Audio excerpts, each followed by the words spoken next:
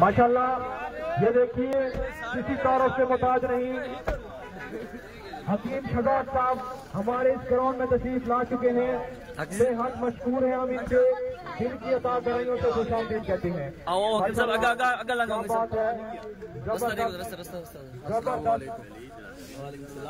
इस्तकबाल किया जा रहा है।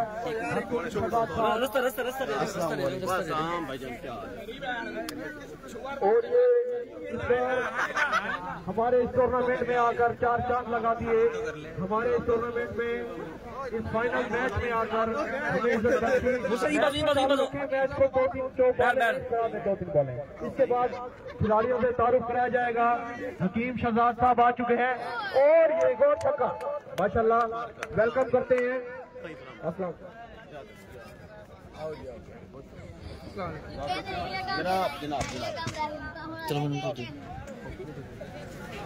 ये ग्राउंड, ये मेहरबानी करें स्टेज साफ कर दें, स्टेज साफ कर दें, पीछे आ जाएं।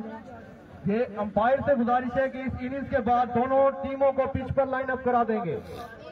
दोनों टीमों को पिच पर लाइन अप करा देंगे। अख्तर तेरा पता ना मैं नागिन ना तेरा पता ना नागिन सब क्या हाल है? ठीक हो? खैरियत है? क्यों ना ये नवा छोड़ दें यार, स्टेज छोड़ दें, मेहरबानी करें। बच्चे साइड पे हो जाएं, स्टेज छोड़ दें।